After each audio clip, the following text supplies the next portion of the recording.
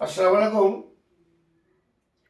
আমি স্যাকরাইল judicial marriage registrar. একটু পরিচয়টা আমি দিই। কর্মকাণ্ডের সঙ্গে জড়িয়ে আছি, একটা সোশ্যাল কাজের সঙ্গে যুক্ত আছি। ম্যারেজ ব্রিটিশের আমলে জজের পাওয়ার দেওয়া হতো। 1876 সালে যখন মুসলিম অ্যাক্টটা তৈরি হয়, হাতে গভর্নমেন্টের সিল লাগিয়ে তাদের বিচার করা হবে। বর্তমানে পঞ্চায়েত হয়েছে। যাক, আমাদের কাজ সঙ্গে এটা একটা ভালো সোশ্যাল কাজ। এই কাজটা বর্তমানে এমন একটা জায়গায় পৌঁছে গেছে,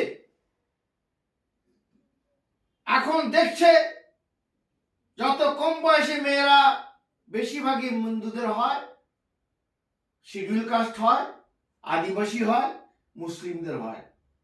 তাদের এই আইনটা তৈরি করে সেন্টারের লক্ষ্য হলো, কি আইনে ফাঁসানো যায়। পক্স আইনে ফাঁসিয়ে তার 2 বছর জেল বর্তমানে শুরু হয়ে গেছে। এ কি দিদি পারবে? খালি দিদি দিদি দিদি করা। দিদি তো সেন্ট্রাল আইন করছে, অর্থাৎ মুসলিমদের ফাঁসাবার জন্য বিভিন্ন কলা কৌশল তৈরি হয়েছে। মুসলিমদের বিয়ে কতদিনে চলে? 13 বছরের বিয়ে চলে মুসলিমদের। জঘন্যদের শারীরিক মেয়েদের মেয়ে শুরু হলো, তখন থেকে বিয়ে দেওয়া চলে, সোজা বলছে। কিন্তু আমরা দেশের আইনে মানি। কোর্ট, হাইকোর্ট বলছে, বিভিন্ন কোর্ট বলছে 16 বছরে চলে। অনেক মেয়ে রেজিস্ট্রারের সঙ্গে শোকজ করা হয়, আপনি কি দেখে রেজিস্ট্রি করেছেন তার আমি কিছু নমুনা দেবো। অবশ্যই আমি প্রচার করেছি, আপনারা কম বয়সে বিয়ে দেবেন না।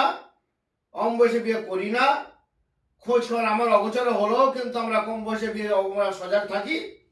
শারীরিক, সাংসারিক, অর্থনৈতিক অনেক সমস্যা, রোগ আসতে পারে, শরীরের যতক্ষণ না শক্তি আসে, অনেক সমস্যা আছে। সেই জন্যে আমি কজন মহাপুরুষের নাম বলবো, তারা কত বছর বিয়ে করেছিল, এগুলো আমাকে সঞ্চয় করতে হয়, যেহেতু আমি ম্যারেজ রেজিস্ট্রার।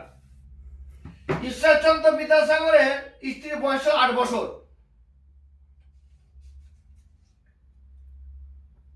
রবীন্দ্রনাথ ঠাকুরের স্ত্রীর বয়স ছিল 11 বছর। বঙ্কিম চট্টোপাধ্যায়ের স্ত্রীর বয়স ছিল 5 বছর। দেবেন্দ্র ঠাকুরের স্ত্রীর বয়স ছিল 6 বছর। শিবনাথ